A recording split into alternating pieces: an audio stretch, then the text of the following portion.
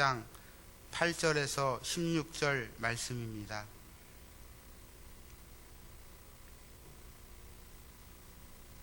열왕기상 17장 8절에서 16절 말씀입니다.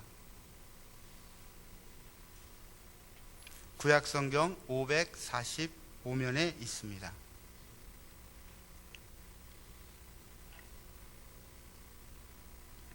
저와 여러분이 한 절씩 교독하겠습니다. 여호와의 말씀이 엘리야에게 임하여 이르시되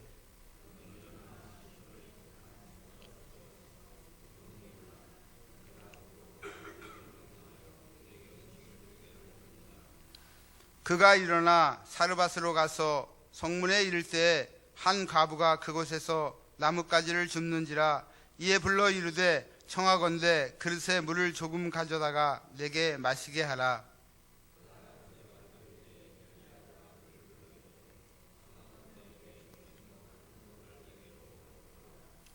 그가 이르시되 당신의 하나님 여호와께서 살아계심을 두고 맹세하노니 나는 떡이 없고 다만 통에 가루 한 움큼과 병에 기름 조금뿐이라. 내가 나뭇가지 둘을 주어다가 나와 내 아들을 위하여 음식을 만들어 먹고 그 후에는 죽으리라.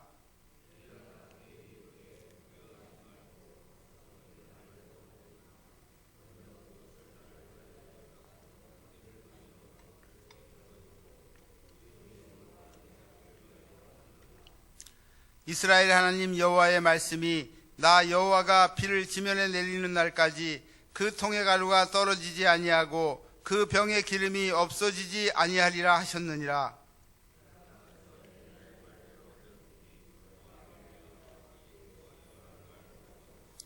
함께 봉독하겠습니다. 여호와께서 엘리야를 통하여 하신 말씀같이 통의 가루가 떨어지지 아니하고 병의 기름이 없어지지 아니하니라.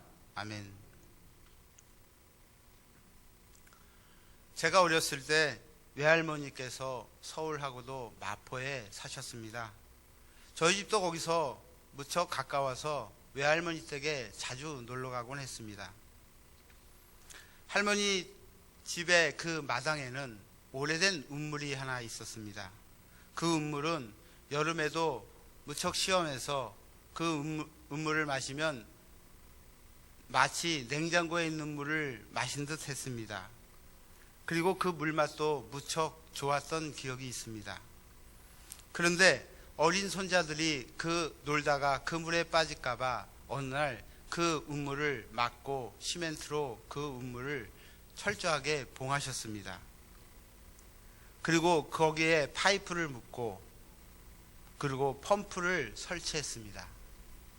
어느 날 할머니도 집에 안 계시고 그리고 사촌 동생들과 시원한 물장난을 하려고 그 펌프질을 열심히 했습니다. 그러나 그 펌프는 물이 하나도 나오지 않았습니다. 그래서 그 물을 갖다가 끌어올리지 못하고 사촌 동생과 놀고 있는데 할머니께서 오셔서 그 물이 안 나온다고 얘기했더니 거기에 물 한 바가지를 붓고 펌프질을 하니까 그 운물물이 시원하게 나오는 것입니다. 그래서 참 신기하다 싶어가지고 할머니께 물어봤더니 그 할머니께서 그 운물물이 바로 마중물이라는 것입니다. 그 운물을 부어야지, 그 한 바가지를 부어야지 그 운물에서부터 그 물이 시원한 물이 올라온다는 것입니다. 나중에서야 그 물이 마중물이라는 것을 알았지만 어쨌든 제가 가지고 있는 물을 부어야지 그 물이 나온다는 것을 알게 되었습니다. 펌프를 통해서 물을 얻으려면 내가 가지고 있는 것을 그 펌프에 부어야 합니다. 그러면 그 펌프질을 하면 하는 대로 물은 솟아나옵니다. 이처럼 하나님이 우리에게 주신 은혜 속에서 우리도 역시 무엇인가를 해야 합니다. 믿는 대로 되라 하셨고 심는 대로 거두리라 하셨습니다. 이것이 하나님이 주신 원리라고 볼 때 얼마나 안전하고 확실한 투자인지 모릅니다. 내가 한 것만큼, 내가 심는 것만큼 거둡니다. 그것을 의심할 사람은 아무도 없습니다. 그뿐 아니라 그 뿌리면 30배, 60배, 100배로 거둔다는 사실입니다. 본문의 사르밧 과부도 그리했습니다. 마지막 남은 가루와 또 기름을 드렸습니다. 그랬더니 3년 6개월 동안 가뭄이 있었는데 그 가뭄을 하나님의 은혜로 가루와 기름이 떨어지지 않고 계속 생기는 기적이 나타납니다. 그래서 그 혹독한 가뭄을 무사히 지나칠 수 있었습니다. 이처럼 여러분의 가정과 사업장에도 하나님의 은혜가 강물같이 생겨나고 생겨나시길 바랍니다. 물질의 기적도 생겨나고 생겨나시길 바랍니다. 우리 교회의 부흥과 기적도 생겨나고 생겨나시길 바랍니다. 그러면 이처럼 우리에게 마중물의 기적이 나타나려면 어떻게 해야 할까요? 먼저 무엇보다 하나님을 사랑해야 합니다. 하나님을 사랑하지 않고는 내가 가지고 있는 마중물을 드릴 수가 없습니다. 사르밧 과부는 하나님을 사랑했습니다. 누가복음 4장 24절에서 26절에 또 가라사대 내가 진실로 너희에게 이르노니 선지자가 고향에서 환영을 받는 자가 없느니라. 내가 참으로 너희에게 이르노니 엘리야 시대에 하늘이 새해 6달을 닫히어 온 땅에 큰 흉년이 들었을 때에 이스라엘에 많은 과부가 있었으되 엘리야가 그중 한 사람에게도 보내심을 받지 않고 오직 시돈 땅에 있는 사렙다의 한 과부에게 뿐이었다라고 하셨습니다. 이 말씀의 전후 문맥에서 사렙다 과부가 하나님을 환영한 것을 알 수가 있습니다. 사렙다 과부는 사르밧 과부의 헬라식 표현입니다. 당시 많은 과부들은 세상을 보고 살았지만 사르밧 과부는 하나님만 바라보고 살았습니다. 자식이 하나 있었지만 자식을 바라보고 산 것이 아니라 하나님만 바라보았습니다. 하나님을 사모하고 사랑하는 사람을 하나님께서는 절대로 버리시지 않습니다. 로마서 28장에 이렇게 말씀합니다. 우리가 알거니와 하나님을 사랑하는 자 곧 그 뜻대로 부르신 자들에게는 모든 것이 합력하여 선을 이루리라. 합력하여 선을 이룬다는 것은 만사의 기적을 의미합니다. 하나님이 우리를 위하시면 누가 우리를 해하겠습니까? 하나님이 우리를 위하시면 누가 우리를 대적하겠습니까? 누가 정죄하고 누가 우리를 끊을 수 있겠습니까? 하나님을 사랑하시기 바랍니다. 어떻게 충성된 종과 게으른 종이 같고 어떻게 사랑하는 사람과 사랑하지 않는 사람이 같을 수 있겠습니까? 야고보서 2장 5절에 내 사랑하는 형제들아 들을지어다. 하나님이 세상에서 가난한 자를 택하사 믿음에 부요하게 하시고 또 자기를 사랑하는 자들에게 약속하신 나라를 상속으로 받게 하지 아니하셨느냐 말씀하십니다. 그러나 복받기 위해서 하는 사랑은 사랑이 아닙니다. 그냥 순수한 마음으로 하나님을 사랑하시기 바랍니다. 두 번째로 그 말씀을 받고 지혜를 받고 순종해야 합니다. 근거 없이 행할 수는 없습니다. 무엇을 어떻게 해야 할지 하나님과 그 뜻과 그 말씀을 구하시기 바랍니다. 사르밧 과부는 말씀을 받았습니다. 9절에 내가 그곳 과부에게 명령하여 내게 음식을 주게 하였느니라. 엘리야를 만나기 전에 하나님께서 사르밧 과부에게 명령하셨던 것입니다. 이로 미루어 볼 때 사르밧 과부는 기도하다가 혹은 꿈속에라도 오늘 누군가 하나님의 사람이 자기에게 온다는 것을 알았을 것입니다. 성경은 하나님의 말씀입니다. 그러므로 그 말씀에 믿고 순종하시기 바랍니다. 사명을 깨달으시기 바랍니다. 그리고 예언을 소멸치 말라고 말했습니다. 꿈에라도 주님께서 힌트를 주시면 왜 그럴까 깊이 묵상하시기 바랍니다. 그러나 우리는 꿈을 꿔도 하도 이상한 꿈을 많이 꾸기에 하나님이 상황을 전개해 주기 전까지는 드러내놓고 말할 수는 없습니다. 그러나 마음속에서는 그 꿈을 깊이 생각하시기 바랍니다. 성경을 볼 때 사르밧 과부도 그랬습니다. 사르밧 과부는 말씀을 받았습니다.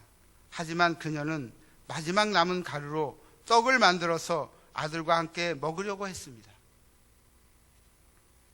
그런데 엘리야가 나타나고 떡을 달라 하고 상황이 꿈대로 전개되니까 하나님의 뜻인 것을 확신하게 되었습니다. 그래서 이것이 바로 하나님의 뜻이구나 하고 생각하고 그 말씀에 순종했습니다. 그 말씀에 거부하지 않았습니다. 자기 생각대로 저질러 놓고 하나님을 원망하시면 안 됩니다.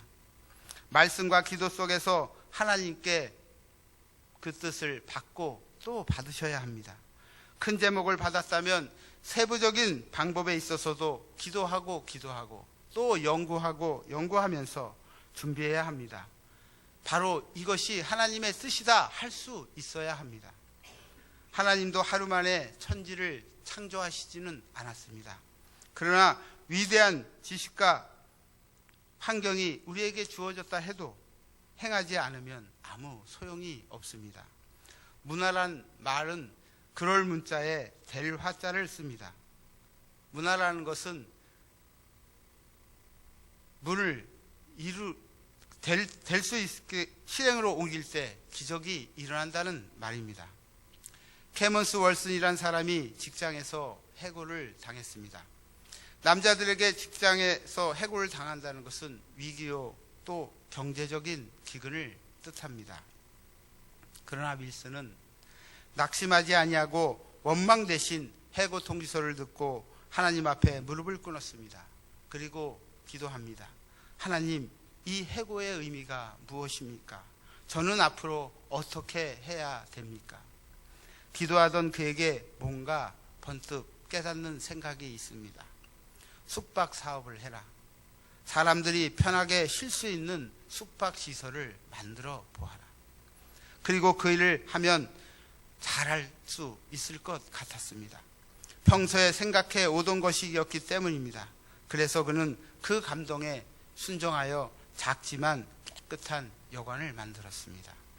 그런데 손님이 어찌나 많이 오는지 돈을 많이 벌게 되었습니다. 차츰 여관의 수요를 늘리기 시작해서 전 세계에 수많은 호텔을 가진 재벌이 되었습니다. 그 호텔이 바로 홀리데이 호텔입니다. 마중물의 축복은 하나님의 말씀과 지혜를 받고 그 말씀에 순종하는 자의 것입니다. 마지막입니다. 그리고 하나님께서 맡기신 일에 목숨을 거시기 바랍니다. 사르밧 과부는 엘리야의 말에 목숨을 걸었습니다. 그 엘리야의 말이 하나님의 말씀인 줄 깨달았기 때문입니다.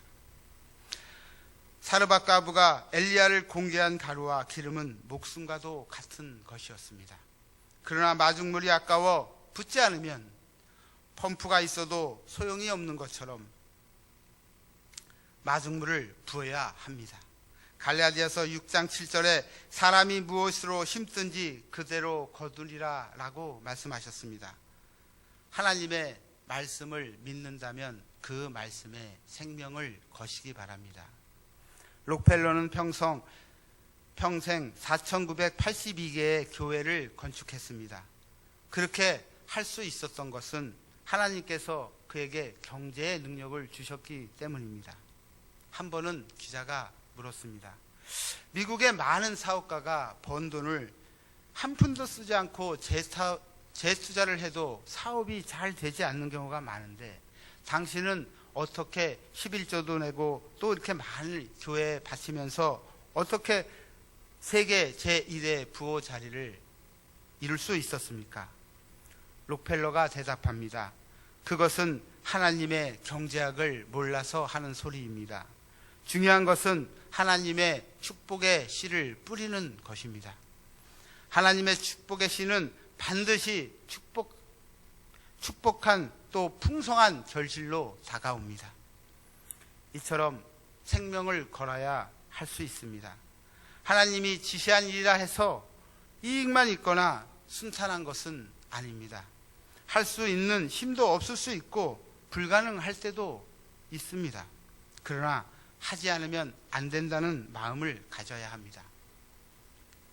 초대교회 당시의 집사는 물질을 담당했습니다.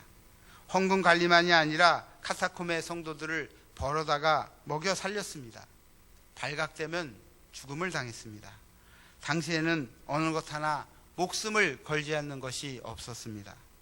예배를 드려도 찬송을 불러도 전도를 해도 봉사를 해도 잡혀갔습니다. 그렇게 목숨을 걸고 했습니다. 그러나 사실 하나님께서 지시한 일을 하며 우리가 걱정할 필요는 없습니다. 없으면 안 하면 되고 또 뭐가 걱정입니까? 하다가 불가능하면 하지 않으면 되는데 무엇이 두렵습니까? 하다가 안 되면 손해를 봐야 마중물인데 뭐가 두렵습니까? 선교할 돈이 없으면 안 보내면 되는데 반대할 이유가 무엇입니까? 우리 모두 마음의 자유를 가지시기 바랍니다. 그러나 내가 이것을 하지 않으면 안 된다는 제1의 사명으로 삼고 나가시기 바랍니다. 그러면 하나님이 도우십니다. 믿음으로 전진하면 홍해도 또 요단강도 갈라집니다. 갈라지기만을 기다리면 갈라지지 않습니다. 목숨을 걸고 전진해야 갈라집니다. 그리고 상상할 수 없는 능력과 은사와 재능과 환경이 그 앞에 주어집니다. 하나님은 목숨을 건 사람을 자기의 동력자로 삼으시기 때문입니다. 사랑하는 성도 여러분, 옛날 사르밧 과부에게 일어났던 그 엘리야의 기적은 지금 우리에게도 일어나고 있습니다. 우리가 어떤 어려움에 처하든지 믿음으로 나가시기 바랍니다. 우리가 할 수 있는 것이 무엇입니까? 힘입니까? 지혜입니까? 아니면 재능입니까? 물질입니까? 시간입니까? 무엇입니까? 특별히 주께서 쓰겠다 하신 마중물은 과연 무엇입니까? 사르밧 과부의 믿음을 가지시기 바랍니다. 우리 모두 하나님을 사랑하고 우리의 몸과 마음을 드리며 말씀을 구하고 말씀을 받고 그리고 그 말씀에 순종하여 목숨을 다하여 하나님이 지시한 대로 그 마중물을 부어서 사르밧 과부에게 나타난 그 기적이 우리들 삶에 온전히 나타나시기를 바랍니다. 기도하시겠습니다.